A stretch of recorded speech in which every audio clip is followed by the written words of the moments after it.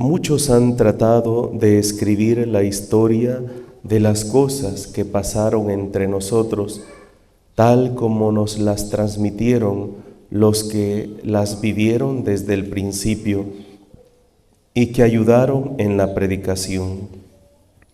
Yo también, ilustre Teófilo, después de haberme informado minuciosamente de todo, desde sus principios, pensé escribírtelo por orden, para que veas la verdad de lo que se te ha enseñado. Después de que Jesús fue tentado por el demonio en el desierto, impulsado por el Espíritu, volvió a Galilea. Iba enseñando en las sinagogas, todos lo alababan y su fama se extendió por toda la región. Fue también a Nazaret, donde se había criado. Entró en la sinagoga, como era su costumbre, a hacerlo los sábados, y se levantó para hacer la lectura. Se le dio el volumen del profeta Isaías, lo desenrolló y encontró el pasaje en que estaba escrito: El Espíritu del Señor está sobre mí, porque me ha ungido para llevar a los pobres la buena nueva, para anunciar la liberación a los cautivos y la curación a los ciegos, para dar libertad a los oprimidos y proclamar el año de gracia del Señor. Enrolló el volumen, lo devolvió al encargado y se sentó. Los ojos de todos los asistentes a la sinagoga estaban fijos en él. Entonces comenzó a hablar diciendo: Hoy mismo se ha cumplido este pasaje de la Escritura que acaban de oír. Palabra del Señor. Muchos han tratado de escribir la historia de las cosas que sucedieron, que pasaron entre nosotros. Ilustre Teófilo, le dice Lucas a un amigo para quien él está escribiendo este evangelio que nosotros estamos leyendo hoy. He insistido muchas veces que los evangelios son la biografía de nuestro Señor. Es como aquel resumen que una persona puso por escrito para poder transmitir con claridad y de manera ordenada la vida de nuestro Señor. Por eso he estado insistiendo que todo cristiano, de verdad, todo cristiano debería por lo menos leer un evangelio. Por lo menos. Pero de lo contrario, hermanos, deberíamos leer los 4 evangelios y toda la palabra de Dios, porque allí es donde está la verdadera vida. Pero lo triste es que habemos cristianos que ni siquiera un evangelio nos hemos leído. Hemos dicho que cada evangelio tiene un enfoque distinto dependiendo de la intencionalidad del escritor sagrado. Por ejemplo, aquí San Lucas, su texto es un texto investigativo y dice, después de haber investigado exhaustivamente. Entonces, ¿qué significa? Que él hizo un estudio y después de que hizo el estudio, puso todo por escrito según la investigación que él tuvo. Y saben, cuando yo leo el capítulo 1 del Evangelio de San Lucas, ¿saben a quién veo yo que está entrevistando San Lucas? ¿Me adivinan? A María. Es a ella a quien la está entrevistando y está poniendo por escrito todo lo que sucedió desde la anunciación, el nacimiento, cuando el niño se perdió, todo. Él lo pone por escrito. Pero luego ahora San Lucas deja la parte de la infancia de nuestro Señor Jesucristo y hace una introducción hermosa para empezar lo que es la vida pública de nuestro Señor Jesucristo. Y dice, después, ¿verdad?, de que Jesús fue tentado por el demonio en el desierto, impulsado por el Espíritu, volvió a Galilea.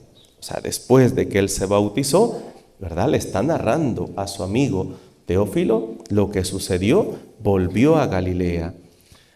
Este pasaje es, podríamos decir, como el centro de la homilía de hoy, a lo que vamos a entrar, porque San Lucas nos va a presentar en qué consistió el ministerio de nuestro Señor Jesucristo.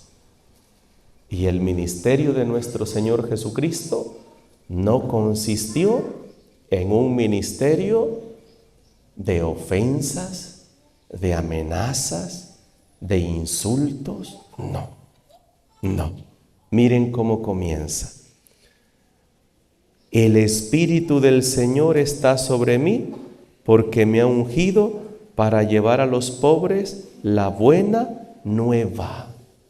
Y una buena nueva es una buena noticia, y una buena noticia que da tristeza o alegría. Alegría, exactamente, llevar la buena nueva para anunciar la liberación a los cautivos y la curación a los ciegos, para dar libertad a los oprimidos y proclamar el año de gracia. Año de gracia. Año de gracia significa un año de misericordia. El año en el cual Dios se ha acercado a la humanidad. Entonces, nuestro Señor Jesucristo, en ningún momento, cuando se acerca a nuestra humanidad, se acerca con el afán de aplastar, de humillar, destruir, no. Y la primera lectura que hemos escuchado hoy, tomada del libro del profeta Nehemías, nos cuenta una historia. Cuando los babilónicos invadieron Jerusalén, se llevaron todo. Destruyeron las murallas de Jerusalén, destruyeron el templo de Jerusalén, y 80 años después, que Nabucodonosor les permite regresar, entonces a su tierra, dos hombres, Esdras y Nehemías, empiezan a reconstruir la ciudad, y el templo está en ruinas. Entonces empiezan a reconstruir también el templo con el permiso del rey. Cuando un trabajador está picando la pared, descubre que hay un hueco, y en ese hueco está toda la ley de Moisés. Cuando fue invadido Israel, los sacerdotes escondieron la ley porque el templo fue quemado, todo fue destruido, todo fue llevado. Incluso fue la fecha también cuando el arca de la alianza desapareció también. Entonces ellos esconden esos pergaminos, y cuando están reconstruyendo el templo, 80 años después, encuentran la ley. Entonces Esdras y Nehemías convocan a toda la comunidad, desde el más grande hasta el más pequeño, siempre y cuando tengan uso de razón, y empiezan a leer la ley, empiezan a leer la Sagrada Escritura, y dice que todo el pueblo empieza a llorar de alegría al escuchar la palabra de Dios que se les está leyendo. Y entonces le dice Esdras y Nehemías, que no haya tristeza entre ustedes, que no haya luto, vayan, coman, beban bebidas dulces y alégrense, porque hoy es un tiempo de gracia, porque estamos escuchando la palabra de Dios. Miren qué cosa más hermosa.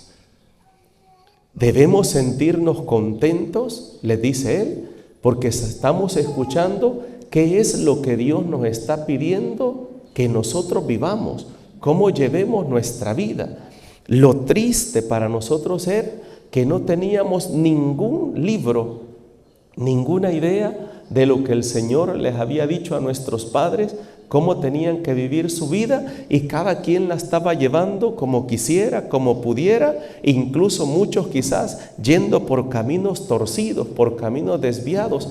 Pero hoy el Señor nos habla y nos habla a través de esta palabra y nos muestra cuál es el camino que tenemos que seguir. Y esa va a ser la alegría para el pueblo de Israel, que han encontrado la ley, que han encontrado la Sagrada Escritura, que están escuchando esa palabra de Dios. Y el Señor hoy nos dice que su palabra no debe ser signo de tristeza, sino signo de alegría. Cuando se anuncia la palabra de Dios, no debe ocasionar tristeza, no, debe ocasionar alegría, debe ocasionar esperanza. Por eso cuando alguien utiliza la Sagrada Escritura para humillar, para condenar, no. De hecho, la palabra de Dios que dice, Dios no quiere la condenación del pecador, sino que se arrepienta y viva. Ayer 25 de enero, celebrábamos la fiesta de la conversión de uno de los hombres más grandes. ¿Quién? San Pablo. ¿Y por qué digo más grandes? Porque solo de él tenemos más de 10 cartas, más de 10 libros en la Sagrada Escritura, donde él nos instruye a nosotros. Después él mismo ayer decía, yo fui un perseguidor, perseguí a muerte a la iglesia de Cristo, perseguí a los cristianos, yo estaba perdido y Dios tuvo misericordia de mí y me tomó, me rescató. ¿Y qué es lo que dice un verdadero evangelizador? Una verdadera persona que es testigo de Cristo, una verdadera persona que se ha encontrado con el Señor. ¿Qué es lo que dice? Mira, esto era yo antes de encontrarme con el Señor. Y el Señor cambió mi vida, me transformó. Y si el Señor pudo transformarme a mí, también te puede transformar a ti.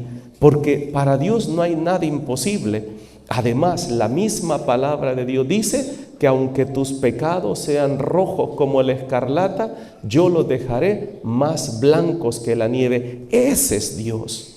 Ese es el Dios en el que nosotros creemos. Ese es el Dios en el que hemos puesto nuestra fe y nuestra esperanza. No un Dios que dice, usted sí entra a la iglesia, usted no salga. Hermanos, eso no es así. Y saben, es triste cuando encontramos personas dentro de la iglesia donde dicen, no, a él no lo reciban, a él sáquelo. Hermanos, hay personas que incluso vienen y dicen, Padre, ¿por qué no saca a esa persona de la iglesia? Y digo, ¿y este? Primero, ¿quién se cree que es él? Y luego, ¿quién piensa que soy yo? O sea, yo no estoy aquí para decirle, usted sí entre a la iglesia y usted no. Dios nos da la oportunidad de la salvación a todos por igual. ¿Y saben por qué digo yo eso?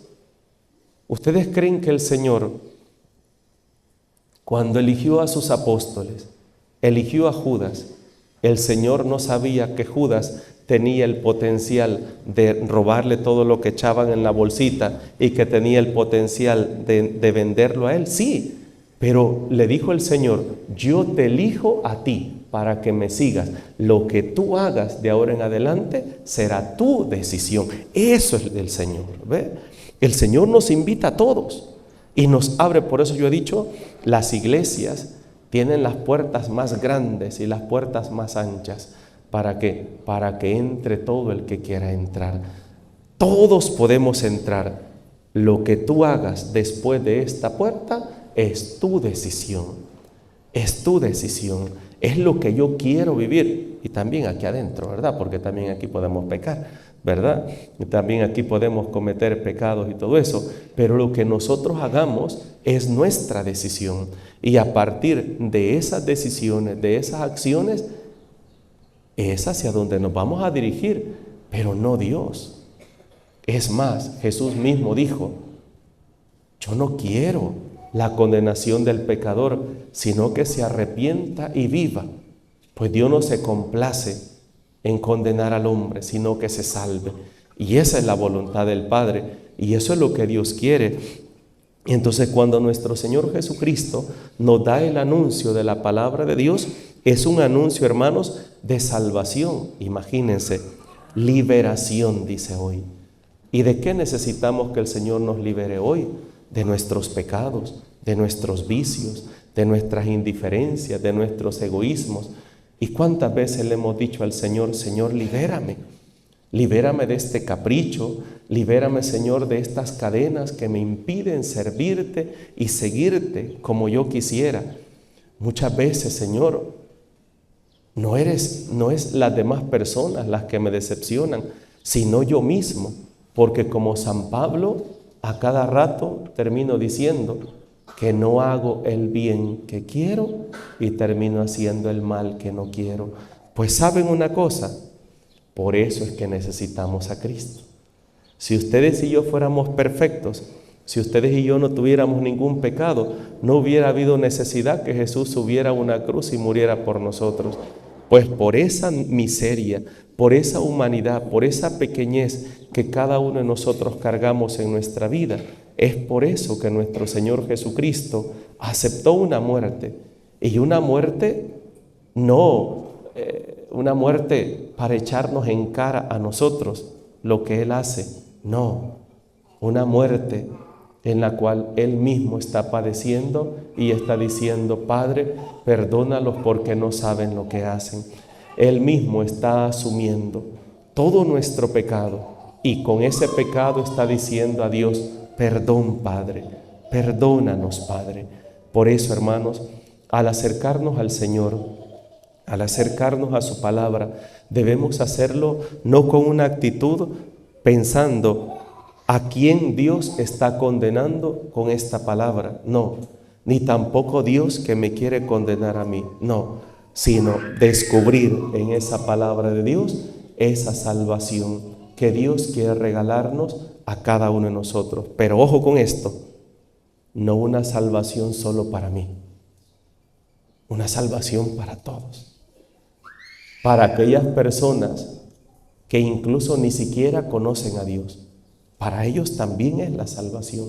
Y ahí es donde está el encargo de cada uno de nosotros que hemos tenido un encuentro personal con Cristo, de ir a esas personas y ayudarles a que también ellas conozcan a ese Dios misericordioso que los ama, que es ternura y que quiere devolverles todo aquello que el pecado nos ha arrebatado. Por eso estamos aquí, porque creemos en ese Dios y sabemos que nuestras luchas, nuestras fatigas de cada día no son en vano, que al final de nuestra vida Dios nos va a dar a cada uno de nosotros esa recompensa según la lucha, el esfuerzo que hayamos puesto cada día de nuestra vida. En el nombre del Padre, del Hijo y del Espíritu Santo. Amén.